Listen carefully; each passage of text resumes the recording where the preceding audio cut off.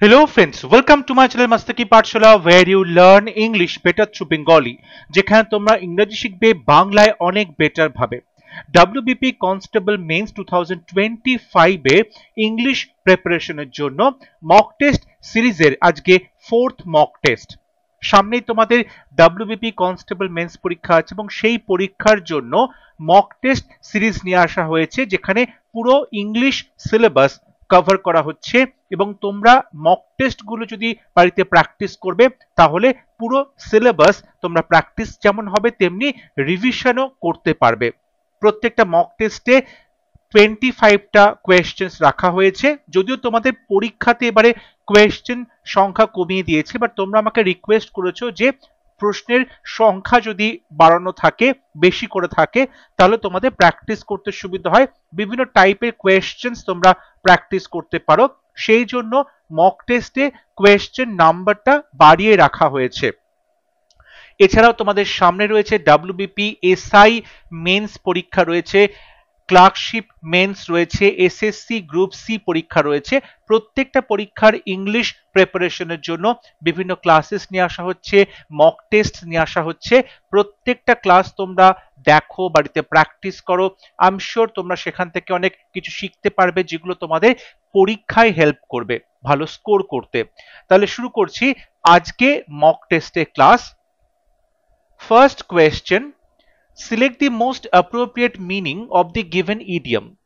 যে ইডিয়ামটি দেওয়া আছে তার মিনিং তোমাকে লিখতে হবে অপশনস থেকে। Two have bigger fish two fry, bigger fish মানে বড় মাছ রয়েছে, টু ফ্রাই অর্থাৎ ভাজার জন্য, মানে তোমার কাছে বড় মাছ আছে ভাজার জন্য। এই ইডিয়ামটি অর্থ কি? অপশন 1 বলছে to have bigger things to take care of then the menial task at hand. বলছে তোমার হাতে যে ছোটখাটো কাজ আছে তার থেকে অনেক বড় কাজ আছে তোমার কাছে, যেটা তুমি টেক কেয়ার করবে, যেটা তুমি যত্ন করবে, বা যে কাজটা নিয়ে তুমি ভাববে। অপশন 2 তে বলছে টু টেক ক্যালকুলেটেড রিস্ক, তুমি কোনো কাজে রিস্ক নেবে, ঝুঁকি নেবে, কিন্তু সেটা ক্যালকুলেটেড অর্থাৎ বুঝে শুনে পরিমাপ করে তুমি ঝুঁকিটা নেবে। অপশন 3 তে বলছে to know different kinds of fishing techniques, অর্থাৎ বিভিন্ন ধরনের মাছ ধরার টেকনিক্স কি কি সেগুলো সম্পর্কে জানা। Option 4 to have an interest in cooking, রান্নাতে তোমার একটা ইন্টারেস্ট রয়েছে।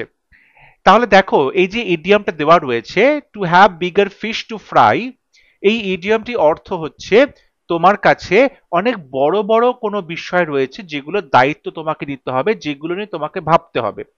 ঠিক আছে, so bigger things to take care of, so option 1 is the right answer. Question number 2, select the most appropriate synonym of the word in bold, অর্থাৎ bold যে ওয়ার্ডটা রয়েছে সেই ওয়ার্ডের সিনোনিম তোমাকে লিখতে হবে। We would better watch our step and not give him any excuse to harass us further.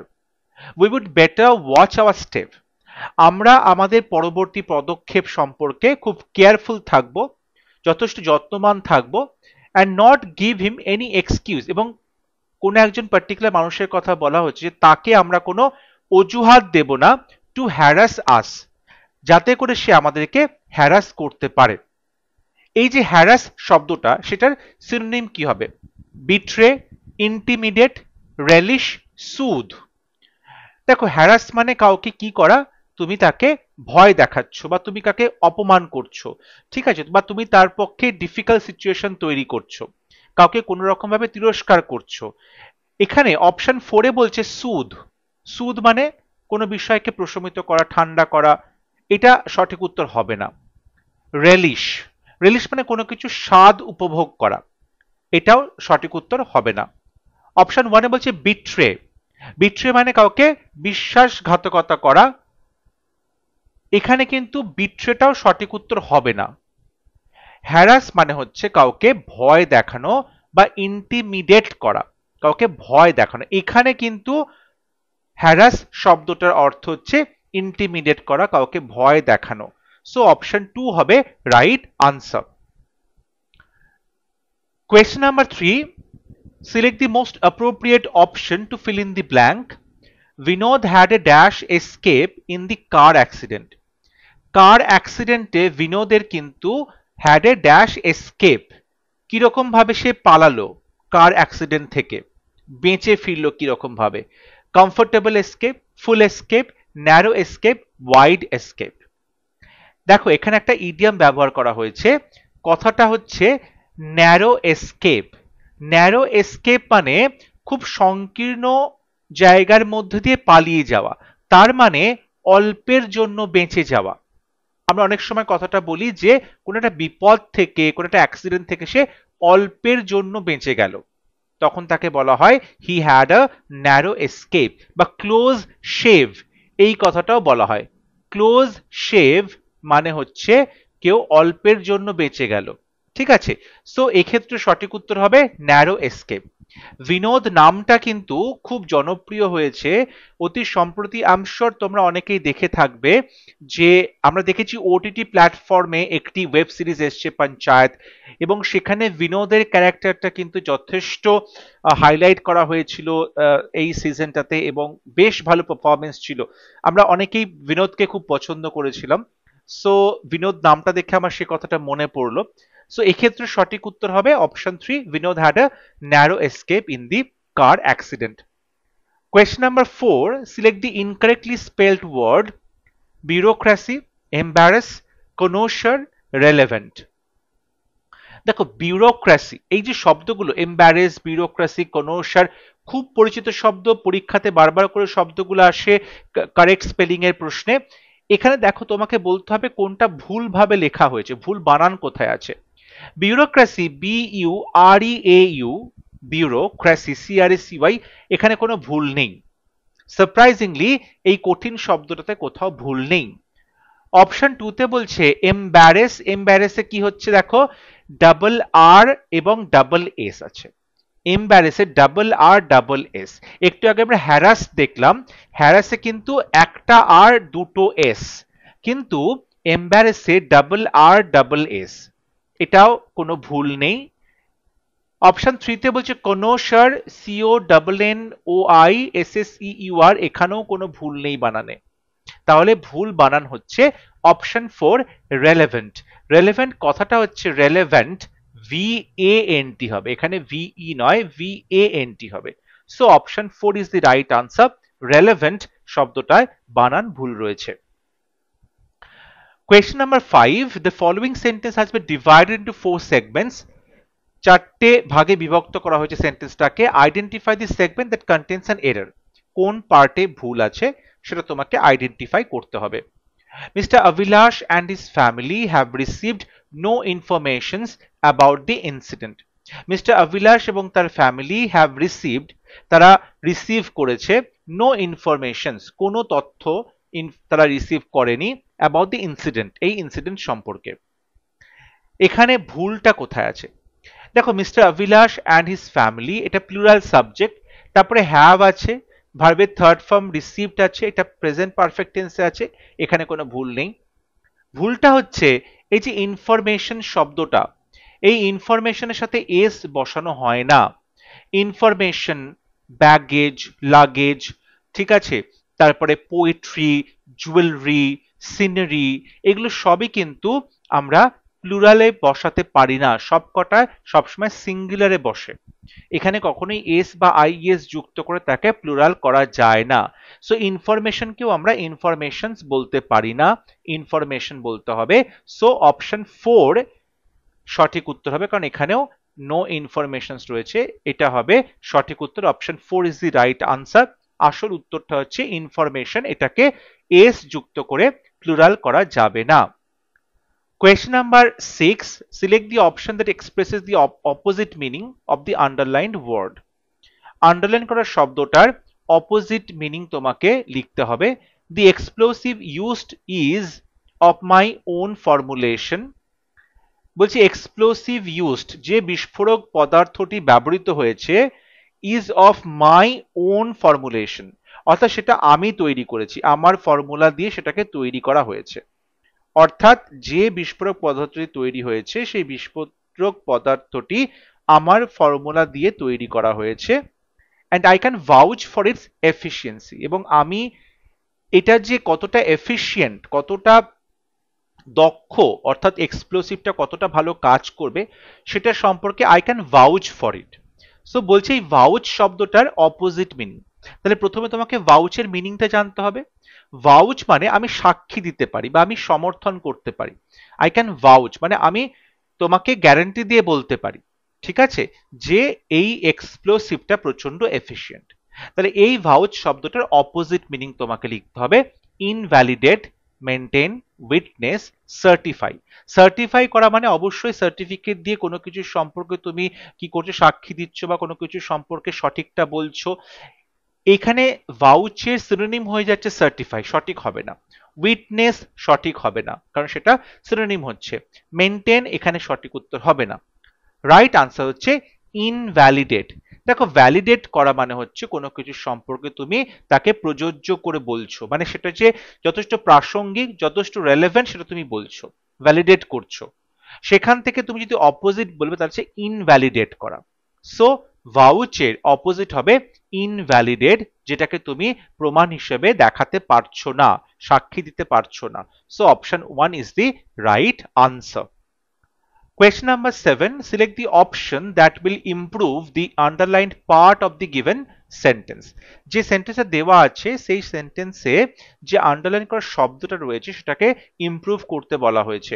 When I saw him, যখন তাকে আমি দেখেছিলাম, I will ask him, আমি তাকে জিজ্ঞাসা করব, to return the book, বইটা রিটার্ন করতে, he borrowed, যেটা সে ধার নিয়েছিল।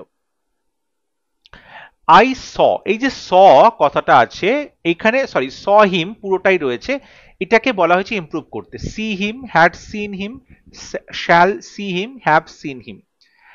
দেখো এখানে আছে আই উইল আস্ক হিম, আমি তাকে জিজ্ঞাসা করবো, এটা কিন্তু ফিউচারে আছে, এটা ফিউচার টেন্সে রয়েছে। তাহলে সেন্টেন্সে একটা পার্ট যদি ফিউচারে থাকে আর একটা পার্ট সিম্পল প্রেজেন্টে হবে, সেক্ষেত্রে আই স হিম হবে না, when I see him, যখন তাকে আমি দেখবো তাকে আমি জিজ্ঞাসা করব বইটা ফেরত দিতে, অর্থাৎ তার সাথে দেখা হলে আমি তাকে বইটা ফেরত দিতে বলবো। এক্ষেত্রে কিন্তু I see him simple present tense হবে, অর্থাৎ এটা কিন্তু প্রেজেন্টেই বলা হচ্ছে, যখন তার সাথে আমার দেখা হবে বলতে আমরা যখন কথাটা বলছি তখন সেটা ফিউচার বোঝাচ্ছে। কিন্তু যেহেতু সেন্টেন্সের একটা পার্ট তুমি ফিউচার লিখেছো, তাই এই পার্টটা তোমাকে সিম্পল প্রেজেন্ট টেন্স লিখতে হবে। So when I see him এটা না হয়ে এটা হবে সঠিক উত্তর। এবং এখানে had seen him past perfect হবে না, এখানে শ্যাল সি হিম এটাও কিন্তু ফিউচার টেন্স হচ্ছে, দুটো ফিউচার এখানে বসবে না পরপর। সো অপশন 1 হবে right answer, when I see him, যখন তাকে আমি দেখবো I will ask him to return the book. So option 1 is the correct answer. Question number 8. Select the most appropriate antonym of the given word brittle. এখানে antonym বলছে crunchy, resilient, delicate, aloof. Brittle মানে ভঙ্গুর, brittle মানে ভঙ্গুর, যেটা সহজে ভেঙে যায়। তার অ্যান্টোনিম কি হবে? দেখো অ্যালুফ মানে যে নিজেকে সমস্ত বিষয় থেকে বিচ্ছিন্ন করে রেখেছে, যার কোনো কিছুতে ইন্টারেস্ট দেখা যাচ্ছে না, তাকে বলছে অ্যালুফ থাকা। এটা সঠিক নয়, মানে এনগেজ না থাকা কোনো বিষয়ে। ডেলিকেট খুব কোমল, যেটা সহজে ভেঙে যেতে পারে, এটা সিনোনিম হচ্ছে, সঠিক হবে না। ক্রাঞ্চি মানে যেটা মুচমুচ করে ভেঙে যায়, এটাও সঠিক উত্তর হবে না, কারণ ওটা সিনোনিম হয়ে যাচ্ছে। সঠিক উত্তর হবে অপশন 2 রেজিলিয়েন্ট। রেজিলিয়েন্ট মানে হচ্ছে যে প্রতিরোধ করতে পারে, যেটা ব্রিটল মানে সহজে ভেঙে যায়, আর রেজিলিয়েন্ট মানে হলো যেটা সহজে ভাঙবে না, যেটা প্রতিরোধ ক্ষমতা রয়েছে, রেজিলিয়েন্ট। সো অপশন 2 হবে right answer. Question number 9. Select the option that expresses the given sentence in active voice. The letter was being typed by the secretary when the phone rang. The letter was being typed. দেখ এখানে was আছে, সাবজেক্টের পরে এখানে be verb was আছে, তারপরে being আছে, তারপরে ভার্বের থার্ড ফর্ম রয়েছে।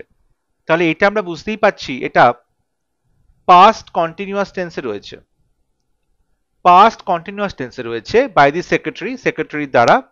when the phone rang, যখন ফোনটা বেজে উঠেছিল। তাহলে আমাদের যে প্যাসিভ ভয়েসের পার্টটা রয়েছে সেটা কিন্তু পাস্ট কন্টিনিউয়াসে রয়েছে, সেক্ষেত্রে অ্যাক্টিভ ভয়েস যখন আমরা লিখবো তখনও আমরা পাস্ট কন্টিনিউয়াসেই লিখবো। এবার দেখো অপশন 1 এ বলছে the secretary will type, will টাইপটা ফিউচার টেন্স হচ্ছে মোডাল দিয়ে, এটা সঠিক হবে না, কারণ আমাকে পাস্ট কন্টিনিউয়াসে আনসার দেখতে হবে। অপশন 2 তে বলছে যে সেক্রেটারি ইজ টাইপিং মানে প্রেজেন্ট কন্টিনিউয়াস, এটা পাস্ট কন্টিনিউয়াস হলো না, এটাও ভুল হবে। অপশন 4 এ বলছে যে সেক্রেটারি টাইপস দ্য লেটার মানে এটা সিম্পল প্রেজেন্ট টেন্সে রয়েছে, এটাও ভুল হচ্ছে। সঠিক উত্তর হবে অপশন 3। দেখো এখানে দ্য লেটারটা সাবজেক্ট, ওয়াজ বিং টাইপড এটা ভার্ব পার্ট রয়েছে, বাই দি সেক্রেটারি অবজেক্ট রয়েছে, তো সেক্রেটারিটা সাবজেক্টে বসবে, দ্য সেক্রেটারি। এবারে যেহেতু এটা পাস্ট কন্টিনিউয়াস হবে তাহলে এখানে ওয়াজ বসবে এবং টাইপের মেইন ভার্বের সাথে আইএনজি বসবে, typing, the secretary was typing. এবার এই যে সাবজেক্ট ছিল লেটার, সেটা অবজেক্টের ঘরে বসবে, দ্য লেটার, তারপর বাদ বাকিটা যা ছিল তাই হবে when the phone rang. So option 3 is the right answer. The secretary was typing the letter when the phone rang. Next question, select the correctly spelled word to fill in the blank. সঠিক বানান তোমাকে choose করতে হবে fill in the blanks করার জন্য। All the chefs in the world are famous because of their dash skills. All the chefs in the world, এই পৃথিবীর সমস্ত রাঁধুনি শেফ আর ফেমাস বিখ্যাত, কারণ তাদের কি আছে, কিসের জন্য তারা বিখ্যাত, তাদের কোন ধরনের স্কিলস, কলিনারি কিউলিনারি। সঠিক উত্তর হবে অপশন 4 কিউলিনারি মানে হচ্ছে রান্নার যে তাদের জ্ঞান, রান্না কিভাবে করতে হয় যে স্কিলস রয়েছে, মশলাপাতি নিয়ে যে স্কিলস রয়েছে তাকে বলে কিউলিনারি। সো অপশন 4 হবে right answer. All the chefs in the world are famous because of their culinary skills. Next question, বলা হচ্ছে আন্ডারলাইন করা অংশটাকে সাবস্টিটিউট করতে হবে, অর্থাৎ আরো বেটার কোনো অপশন দিয়ে এটাকে রিপ্লেস করতে হবে। She believed, সে বিশ্বাস করেছিল, she had been blamed for the mistakes of others for what happened. She had been blamed, তাকে দোষারোপ করা হয়েছিল for the mistakes of others, অন্যদের ভুলের জন্য, মানে অন্যরা ভুল করেছে আর সেই ভুলের জন্য তাকে ব্লেম করা হয়েছে, তাকে দোষারোপ করা হয়েছে। এই যে blamed for the mistake of others মানে অন্যদের ভুলের জন্য কাউকে শাস্তি দেওয়া, কাউকে দোষারোপ করা, এইটাকে কি বলে রিপ্লেস করবে? Made a skeptic, made a savage, made a spinster, made a scapegoat. Skeptic মানে যে সবকিছুতে নিন্দে করে, সন্দেহবাতিক, এটা সঠিক হবে না। স্যাভেজ মানে নিষ্ঠুর, বর্বর, অসভ্য, এটাও সঠিক উত্তর হবে না। মেড আ স্পিনস্টার মানে হচ্ছে যে সমস্ত মহিলাদের বয়স হয়ে গেছে এবং তারা বিয়ে করেনি তাকে স্পিনস্টার বলা হচ্ছে, এটাও সঠিক হবে না। রাইট আনসার হবে option 4 made a scapegoat. Scapegoat মানে হচ্ছে বলির পাঁঠা যাকে বলা হয়, যদি বাংলায় বলবে বলির পাঁঠা, অর্থাৎ অন্য কারোর দোষটা কারোর ওপর চাপিয়ে দেওয়া হলো এবং তাকে শাস্তি পেতে হলো, অন্যের করা অপরাধের শাস্তি কাউকে পেতে হচ্ছে, তখন তাকে বলা হয় স্কেপগোট বানিয়ে দেওয়া হলো, তাকে বলির পাঁঠা বানানো হলো। সো অপশন 4 হবে right answer. Next question, question number 12, antonym of the underlined word in the given sentence. Success is not a destination, it's a journey. Success হচ্ছে কোন রকম কোনো ডেস্টিনেশন নয়, কোনো গন্তব্য নয়, এটা হচ্ছে একটা জার্নি।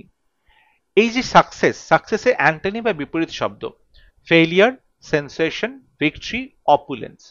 অপুলেন্স মানে হলো খুব প্রাচুর্য, এটা সঠিক উত্তর হবে না। ভিক্টরি মানে জয়, সঠিক উত্তর হবে না। সেন্সেশন মানে হচ্ছে সংবেদন বা কোনো কিছু অনুভব করা, উপলব্ধি করা, এটাও সঠিক উত্তর হবে না। রাইট আনসার হবে অপশন 1 ফেলিয়ার। সাকসেস তার অপোজিট হবে failure. So option 1 is the right answer. Success মানে সাফল্য, ফেলিয়ার মানে ব্যর্থতা। কোয়েশ্চন নাম্বার 13, সিনোনিম লিখতে বলা হয়েছে of the bold word. His eloquent speech always persuades people to work for their betterment. তার এলোকুয়েন্ট যে বক্তৃতা সেটা সবসময় পারসুয়েট করে, সবসময় রাজি করায় পিপল লোকজনকে টু ওয়ার্ক যাতে তারা কাজ করে, চেষ্টা করে ফর দেয়ার বেটারমেন্ট নিজেদের ভালোর জন্য। অর্থাৎ নিজেদের ভালোর জন্য সবাইকে যে চেষ্টা করতে হবে সেটা সবাইকে রাজি করায় তার এলোকুয়েন্ট স্পিচ, তার যে বক্তৃতা। কিরকম বক্তৃতা? এলোকুয়েন্ট। এলোকুয়েন্ট মানে হচ্ছে খুব ভালো বাগ্মী, অর্থাৎ খুব সুন্দর কথা বলতে পারে এবং সেই কথাগুলো লোকজন খুব মন দিয়ে শোনে এবং সেটাকে মেনে চলার চেষ্টা করে। তাহলে এলোকুয়েন্ট স্পিচ, এই যে এলোকুয়েন্ট শব্দটা সেটার সিনোনিম আর্টিকিউলেট, ভেগ, ইনআর্টিকিউলেট, শর্ট। শর্ট মানে ছোট বা খাটো, সঠিক হচ্ছে না। ভেগ মানে অস্পষ্ট কথাবার্তা। দেখো এখানে কিন্তু ভেগ মানে হচ্ছে অস্পষ্ট, আর কারোর অস্পষ্ট বক্তৃতা নিশ্চয়ই লোকজনকে রাজি করাতে পারবে না, তাহলে এটাও সঠিক উত্তর হবে না। এরপরে বলছে আর্টিকিউলেট, ইনআর্টিকিউলেট। দেখো আর্টিকিউলেট মানে হচ্ছে যখন কেউ কোনো কথা সুন্দরভাবে উচ্চারণ করে কথা বলছে এবং অন্যরা সেটা খুব ভালো মতো বুঝতে পারছে, তাকে আর্টিকিউলেট বলা হয়। অর্থাৎ নিজের বক্তব্য সুন্দর করে লোকজনের সামনে বলা যাতে সবাই সেটা বুঝতে পারে। আর ইনআর্টিকুলেট মানে যেটা অস্পষ্ট, যেটা ঠিক করে পরিষ্কারভাবে বলা হচ্ছে না। তাহলে এক্ষেত্রে কিন্তু সঠিক উত্তর হবে অপশন 1 আর্টিকুলেট, স্পষ্টভাবে ব্যক্ত করা হয়েছে। ইনআর্টিকুলেট তার অপোজিট হচ্ছে, সঠিক উত্তর হবে না। তাহলে এলোকুয়েন্ট স্পিচ মানে হচ্ছে আর্টিকুলেট স্পিচ, যে বক্তৃতার মধ্যে দিয়ে সুন্দরভাবে তোমার মনের ভাব তুমি লোকজনের কাছে প্রকাশ করতে পেরেছো। তাই সঠিক উত্তর হবে অপশন 1 আর্টিকুলেট। কোয়েশ্চেন নাম্বার 14, এখানে প্যাসিভ ভয়েস তোমাকে বলা হয়েছে আনসার করতে। He must deliver pizza, he must deliver pizza. এখানে হি সাবজেক্ট, মাস্ট ডেলিভার আমরা এখানে মোডাল দেখতে পাচ্ছি এবং তারপর পিৎজা হচ্ছে অবজেক্ট। এখানে দেখো অপশন এতে বলছে can be delivered, has to B delivered, have to B delivered. প্রথম কথা হচ্ছে যে মোডাল ভার্বটা থাকে সেই মোডাল ভার্বটা লেখা হয়, মোডাল ভার্বটা চেঞ্জ করা হয় না। তাই অপশন 1, অপশন 3, অপশন 4 সবকটা ভুল হচ্ছে, কারণ এখানে মাস্ট ছিল মোডাল ভার্ব, সেটাকে চেঞ্জ করে দেওয়া হয়েছে। তাই সঠিক উত্তর হবে অপশন 2, কারণ মোডালের পরে আমরা যখন প্যাসিভ ভয়েস করছি তারপরে বি বসাবো, তাহলে এক্ষেত্রে হবে মাস্ট বি এবং তারপরে ভার্বের থার্ড ফর্ম ডেলিভারের third form delivered. So pizza must be delivered by him, হিটা হয়ে গেল him. So option 2 is the right answer. Question number 15, parts of a sentence are given below in jumbled order. একটা সেন্টেন্সের বিভিন্ন অংশ উল্টো পাল্টা ভাবে দেওয়া রয়েছে। Select the option that arranges the parts in the correct sequence. তোমাকে বলতে হবে কোন অপশনটার মধ্যে প্রত্যেকটা পার্টস সঠিকভাবে পরপর সাজানো আছে, যাতে করে to form a meaningful sentence, একটা অর্থপূর্ণ বাক্য তৈরি করা যায়। কোন পার্টের পর কোন পার্ট সাজালে অর্থপূর্ণ বাক্য তৈরি করা যাবে। পিতে বলছে অ্যান ওপেন মাইন্ড, কিউতে বলছে সিক ইট উইথ, ও বলছে for personal growth and development, আর বলছে knowledge is a powerful tool. দেখো প্রত্যেকটা সেন্টেন্সের প্রথমেই আমাদের সাবজেক্ট বসানো হয় এবং তারপরে ভার্ব থাকে। এখানে দেখো অপশন আর বলছে নলেজ ইজ, নলেজ সাবজেক্ট এবং ইজ হচ্ছে verb. Knowledge is a powerful টুল, জ্ঞান হচ্ছে একটা শক্তিশালী টুল, তাহলে সেক্ষেত্রে আর দিয়ে শুরু করতে হবে। আর যখনই আর দিয়ে শুরু করছো তখনই দেখো অপশন 4এই একমাত্র আর দিয়ে শুরু আছে, তাই অপশন 4 সঠিক হচ্ছে।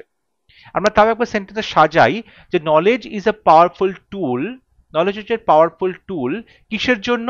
ফর পার্সোনাল গ্রোথ, যাতে করে ব্যক্তির গ্রোথ হয়, ডেভেলপমেন্ট হয়। ডেভেলপমেন্ট কি করবে? সিক ইট উইথ, যে ডেভেলপমেন্টটা খুঁজবে an open mind,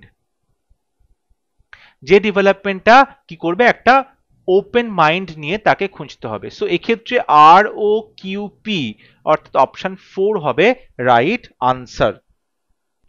next question, question number 16, ABCD চারটে সেন্টেন্স দেওয়া আছে, অবশ্যই সেগুলো জাম্বলড অর্ডারে রয়েছে, উল্টোপাল্টা ভাবে সাজানো রয়েছে। বলতে হবে কোনটা সঠিকভাবে সাজালে, কোনভাবে সাজালে এটা একটা মিনিংফুল এবং কোহেরেন্ট প্যারাগ্রাফে পরিণত হয়, অর্থপূর্ণ এবং কোহেরেন্ট একটা প্যারাগ্রাফে পরিণত হবে। এ সেন্টেন্সে বলছে a big fancy dress ball was arrange to celebrate their home coming.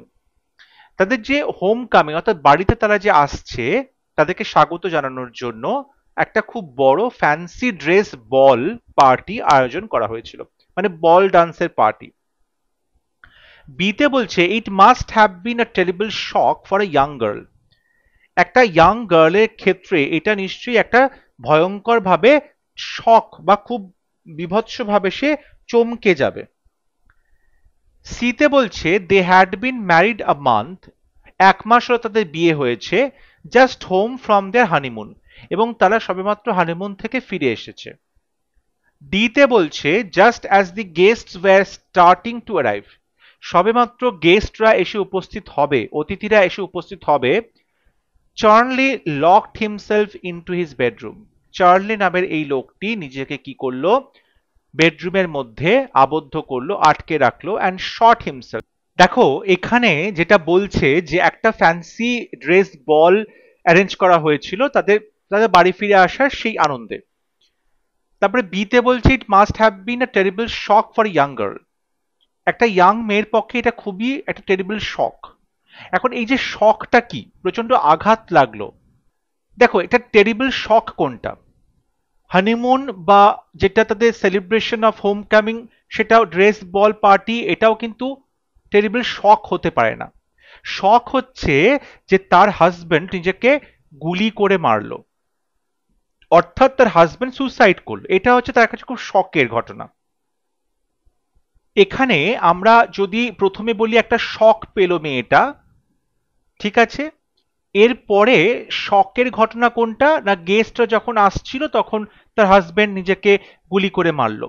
তাহলে গেস্টরা আসছিল কেন, তাহলে আমি কিন্তু বিয়ের পরে ডি বলতে পারবো না, কারণ গেস্টরা কেন আসতে শুরু করলো এই কারণটা তোমাকে বলতে হবে, এবং সেই কারণ বলার জন্য কি হচ্ছে, তোমাকে বলতে হবে যে তারা বিয়ে করেছিল এক মাস, তারা সবে হানিমুন থেকে ফিরে আসলো, তারপরে একটা ফ্যান্সি ড্রেস বল পার্টি অ্যারেঞ্জ করা হলো, এবং যখন পার্টিতে লোক আসতে শুরু করলো, গেস্ট আসতে শুরু করলো, তখন তার হাজবেন্ড নিজেকে ঘরের মধ্যে বন্দি করে গুলি করে নিজেকে গুলিবিদ্ধ করলো, সুসাইড করলো। তারপরে আসছে ডি, তাহলে সেক্ষেত্রে কিন্তু সঠিক উত্তর হবে অপশন 3, BCAD। BCAD, প্রথমে একটা টেরিবল ঘটনার কথা বলা হলো একটা ইয়াং মেয়ের পক্ষে, কেন সেটা টেরিবল ঘটনা, ঘটনাটা কি ছিল, তারপরে পরবর্তীতে আসে তাদের বিয়ে হয়েছে এক মাস, তার হানিমুন থেকে ফিরে এসেছে, তারপর একটা ফ্যান্সি ড্রেস বল পার্টি অ্যারেঞ্জ করা হলো তাদের জন্য, এবং সেই পার্টিতে যখন গেস্ট আসতে শুরু করলো তখন তার হাজবেন্ড নিজেকে গুলিবিদ্ধ করলো। এইটা কিন্তু একটা প্রপার অর্ডার হলে একটা মিনিংফুল এবং কোহেরেন্ট একটা প্যারাগ্রাফ তৈরি হচ্ছে। সো অপশন 3 এক্ষেত্রে সঠিক হবে। Question number 17, parts of a sentence are given below in jumbled order. একই প্রশ্ন, যে একটি সেন্টেন্সের 5টি পার্ট উল্টো পাল্টা ভাবে দেওয়া আছে, তোমাকে বলতে হবে কোন পার্ট কিভাবে সাজালে একটা মিনিংফুল সেন্টেন্সে পরিণত হয়। While the employees meeting on time, the boss arrived at the despite the heavy traffic were late. দেখো while the employees, যখন এমপ্লয়িরা meeting on time, the boss arrived at the, boss এসে পৌঁছলো, ডেসপাইট দি হেভি ট্রাফিক, মানে heavy traffic থাকা সত্ত্বেও, wire late, late হলো। এখন হেভি ট্রাফিক হওয়ার সত্ত্বেও লেট হলো, এটা কিন্তু মিনিংফুল হচ্ছে না, তাই ডি এবং ই কখনোই পাশাপাশি বসবে না, ডি এবং ই কখনোই পাশাপাশি বসবে না। কিন্তু অপশন 4 দেখো ই এবং ডি কে পাশাপাশি বসানো হয়েছে, তো অপশন 4 ভুল হলো। অপশন এ তেও দেখো ই এবং ডি কে পাশাপাশি বসানো হয়েছে, তাই অপশন এটাও ভুল হলো। আমাদের হাতে অপশন 2 এবং 3 রয়েছে। এবার দেখো সেন্টেন্সের প্রথমেই অবশ্যই আমাদের কিন্তু একটা সাবজেক্ট বসানো উচিত, ঠিক আছে। সাবজেক্ট কি, the boss arrived, the boss arrived. এখন বস অ্যারাইভ করলো কোথায়, at the meeting, meeting arrive করলো অন টাইম, টাইম মতো, তাহলে সি এবং বি পাশাপাশি বসছে, বস অ্যারাইভ করলো মিটিং অন টাইম, ঠিক আছে। এবার দেখো দুটো অপশনের প্রথমে ডি আছে, অর্থাৎ ডেসপাইট দি হেভি ট্রাফিক, অর্থাৎ ভারী ট্রাফিক থাকা সত্ত্বেও, প্রচন্ড ট্রাফিক জ্যাম থাকা সত্ত্বেও বস টাইম মতো এসে উপস্থিত হলো মিটিং এ। তাহলে এইটুকু কিন্তু দেখো আমরা ডিসিবি কমপ্লিট করলাম, এখানে 3 তে এইটা নেই, তা 3 অপশনটা ভুল হবে, অপশন 2 সঠিক হবে। অর্থাৎ despite the heavy traffic, the boss arrived at the meeting on time, while যখন দি এমপ্লয়িজ ওয়্যার লেট, কিন্তু কর্মচারীরা দেরি করে এসেছিল, বস তাড়াতাড়ি এলো, কর্মচারীরা দেরি করে আসলো। সো সঠিক উত্তর হবে option 2। Question number 18, substitute the underlined word segment with most appropriate idiom. The doctors tried very hard. দেখো এখানে tried very hard এটা আন্ডারলাইন করা ছিল, যেটা এখানে মিসিং আছে, to save his mother but they were unsuccessful. ডক্টররা চেষ্টা করলো, প্রচন্ডভাবে চেষ্টা করলো তার মাকে বাঁচানোর জন্য, কিন্তু they were unsuccessful, তারা সফল হলো না। তাহলে এই যে tried very hard, এই যে কথাটা রয়েছে ওয়ার্ড সেগমেন্ট রয়েছে, এটাকে একটা ইডিয়াম দিয়ে রিপ্লেস করতে হবে। প্রচন্ড চেষ্টা করা, আপ্রাণ চেষ্টা করা, মরিয়া হয়ে চেষ্টা করা, সেটা কোন ইডিয়ামের মিনিংটা বোঝাচ্ছে? অপশন ওয়ানে বলছে face the music. Face the music মানে হচ্ছে ফেস দি কনসিকুয়েন্সেস, অর্থাৎ কোনো ঘটনার পরবর্তী যে রিপারকাশন বা ঘটনাগুলো সেটা ফেস করা। ফেস দি কনসিকুয়েন্সেস মানে হচ্ছে কোনো সিচুয়েশনকে ফেস করা, কোনো ঘটনার পরবর্তী সিচুয়েশনকে ফেস করা। এটা সঠিক উত্তর হবে না। অপশন টু তো বলছে ড্রু দ্য লাইন, মানে কোথাও গিয়ে কন্ট্রোল করা, লাইন টেনে দেওয়া মানে নিজেকে কন্ট্রোল করা, এক্ষেত্রেও এটা সঠিক উত্তর হচ্ছে না। অপশন ফোর বলছে ran like clock work, clock ওয়ার্কের মতো র্যান লাইক ক্লক ওয়ার্ক, এটার অর্থ হচ্ছে to happen exactly as plan, যেমনটা প্ল্যান করেছো ঠিক তেমনটাই কাজটা হবে, কোনো রকম ট্রাবল ছাড়া, প্রবলেম ছাড়াই। দেখো ক্লক, ঘড়ি যেরকম ভাবে ঘোরে, ঘড়ি কিন্তু নির্দিষ্ট টাইম মতো ঘুরছে এবং নির্দিষ্ট ছন্দে ঘুরছে, যেমনটা প্ল্যান করা আছে, প্রথমে 12টা, তারপর 1টা, তারপর 2টো, এরকম করে পরপর পরপর চলছে। এবং ঘড়িতে কিন্তু অবশ্যই নির্দিষ্ট নিয়ম মেনে কাজটা করা হচ্ছে, নির্দিষ্ট প্ল্যানিং মতো কাজটা করা হচ্ছে। তাই যখন বলা হচ্ছে র্যান লাইক ক্লক ওয়ার্ক, অর্থাৎ ঘড়ির মতো তুমি দৌড়চ্ছ, তার মানে তুমি কি করছো, কোনো কাজকে প্ল্যান মাফিক করার চেষ্টা করছো। এটাও এখানে সঠিক হবে না। সঠিক উত্তর হবে option three, moved heaven and earth, অর্থাৎ আকাশ পাতাল এক করে দেওয়া। মুভড হেভেন অ্যান্ড আর্থ মানে হলো আকাশ পাতাল এক করে দেওয়া, অর্থাৎ যখন তুমি প্রচন্ড ভাবে চেষ্টা করছো কোনো কাজ করার জন্য, সেটা ইডিয়ামটা হচ্ছে আকাশ পাতাল এক করে দেওয়া, মুভড হেভেন অ্যান্ড আর্থ। এইটার অর্থ হচ্ছে tried very hard. So option three is the right answer. Question number 19. Part of the following sentence have been given as options. Select the option that contains an error. ভুল কোথায় আছে তোমাকে বলতে হবে। It is he who worked for the company for more than a decade.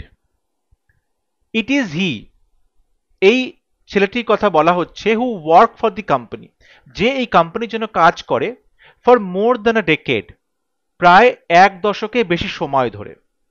ঠিক আছে, আচ্ছা, মানে এক দশকের বেশি সময় ধরে এই লোকটি কোম্পানির জন্য কাজ করছে। এখানে ভুলটা কোথায় আছে?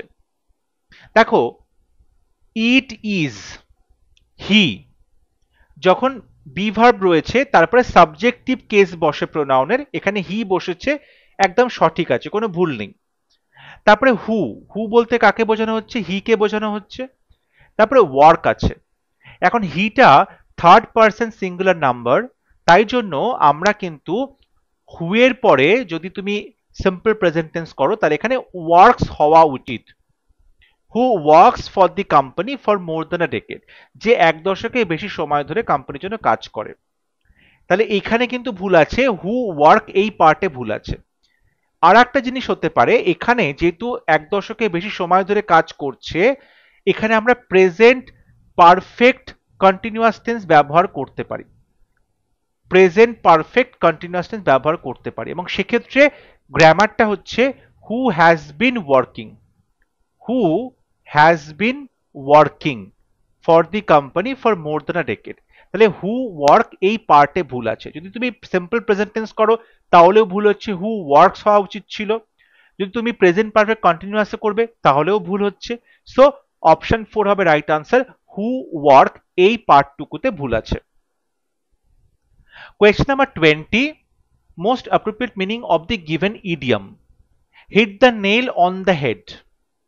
এই ইডিয়ামটি অর্থ কি? হিট দ্য নেল, নেল মানে পেরেক, পেরেকের ঠিক মাথার ওপরে তুমি আঘাতটা করছো, পেরেকের ঠিক মাথার ওপরে আঘাতটা করা হচ্ছে। ঠিক আছে, অপশন 1 এ বলছে they hit a nail with a hammer, তারা হ্যামার দিয়ে একটা পেরেককে আঘাত করছে। 2 নম্বরে বলছে দে আর এক্সপিরিয়েন্সিং আ হেডেক, তাদের মাথা যন্ত্রণা করছে। দে আর আনসার্টেন অ্যাবাউট আ ডিসিশন, কোন একটা সিদ্ধান্ত নিয়ে তারা আনসার্টেন, অনিশ্চিত। এবং অপশন 4 বলছে they have accurately identified or explained something, কোন একটা কিছু তারা অ্যাকিউরেটলি, প্রচন্ড নিখুঁতভাবে, প্রচন্ড সঠিকভাবে আইডেন্টিফাই করেছে কিংবা এক্সপ্লেন করেছে, ব্যাখ্যা করেছে। সুতরাং সঠিক উত্তর হবে option 4, hit the nail on the head মানে হচ্ছে এক্স্যাক্টলি যেমনটা ঠিক তেমনটা করা, অর্থাৎ পেরেকের মাথায় এক্স্যাক্টলি যেমন আঘাত করা হয়েছে তেমনি তুমি একটা কোনো বিষয় এক্স্যাক্টলি আইডেন্টিফাই করেছো বা এক্স্যাক্টলি তুমি সেটা এক্সপ্লেন করেছো। সো অপশন 4 হবে right answer. Question number 21, synonym of the given word adversity. Adversity শব্দটা সিনোনিম কি হবে? অ্যাডভার্সিটি মানে হচ্ছে প্রতিকূলতা। অ্যাডভার্সিটি মানে হচ্ছে প্রতিকূলতা, প্রতিকূলতার সমার্থক শব্দ প্লেজার, মিসফরচুন, সাকসেস, অ্যাডভান্টেজ। দেখো প্লেজার মানে তুমি বলতে পারো আরাম বা শান্তি, সাকসেস মানে সাফল্য, অ্যাডভান্টেজ মানে সুবিধে। এইগুলো কিন্তু সঠিক উত্তর হচ্ছে না, এগুলো আমরা অ্যান্টোনিম দেখতে পাচ্ছি। সঠিক উত্তর হবে অপশন 2, মিসফরচুন মানে দুর্ভাগ্য। অ্যাডভার্সিটি মানে হচ্ছে কোন একটা বাধা বা প্রতিকূলতা, আর মিসফরচুন মানে হচ্ছে দুর্ভাগ্য। সো সঠিক উত্তর হবে অপশন 2, অ্যাডভার্সিটি এবং মিসফরচুন এরা একে অপরের অ্যান্টোনিম নয়, সিনোনিম। এখানে অন্যান্য অপশন কিন্তু অ্যান্টোনিম দেওয়া আছে, আমাদের সিনোনিম লিখতে দেওয়া হয়েছে, এটা কেয়ারফুল থাকতে হবে। পরীক্ষা হলে আমরা তাড়াহুড়োতে অনেক সময় সিনোনিম অ্যান্টোনিম লেখাগুলো মিস করে যাই, তো ভুল আনসার করে আসি, এক্ষেত্রে তোমাকে একটু কেয়ারফুল থাকতে হচ্ছে। Question number 22. The following sentence has been split into 4 segments. চারটে ভাগে ভাগ করা হয়েছে একটা সেন্টেন্সকে। Identify the segment that contains a grammatical error. কোন সেগমেন্টে গ্রামাটিক্যাল এরর আছে তোমাকে বলতে হবে। The windows violent bang during the storm yesterday. গতকাল উইন্ডোজগুলো, জানালাগুলো ঝড়ের সময় ব্যাং করছিল, মানে একে অপরের সাথে ধাক্কাধাক্কি খাচ্ছিল, ভায়োলেন্ট। এবার দেখো ভুলটা কোথায়? ভুলটা হচ্ছে যখন তুমি একটা কাজ করছো, ব্যাংড, তারা ধাক্কা মারছে একে অপরের সাথে। প্রশ্ন হচ্ছে কিভাবে ধাক্কা মারছে, অর্থাৎ ভার্বের সম্পর্কে জানা হচ্ছে, মানে ম্যানার, কিভাবে কাজটা করা হচ্ছে। তাহলে ভার্বের সম্পর্কে যখন তুমি জানতে চাইছো তখন তাকে বলা হয় অ্যাডভার্ব, তখন তাকে বলা হয় অ্যাডভার্ব। এবং এখানে ভায়োলেন্ট এটা একটা অ্যাডজেক্টিভ, অ্যাডজেক্টিভের সাথে এলওয়াই যোগ করলে সেটা অ্যাডভার্বে পরিণত হয় এবং সেক্ষেত্রে সঠিক হবে ভায়োলেন্টলি। তাহলে the windows violently banged during the storm, এখানে ভায়োলেন্টলি অ্যাডভার্ব ব্যবহার করতে হবে। তাই সঠিক উত্তর হবে অপশন 4, কারণ এখানে ভায়োলেন্ট নয়, ভায়োলেন্টলি অ্যাডভার্ব ব্যবহার করতে হবে। কোয়েশ্চন নাম্বার 23, এখানে ন্যারেশন চেঞ্জ করতে দেওয়া হয়েছে indirect speech. The policeman asked us whether we recognise the person in the photo. এখানে দেখো একটা ইনডাইরেক্ট স্পিচের সেন্টেন্সটা রয়েছে, তোমাকে ডাইরেক্ট স্পিচ লিখতে হবে।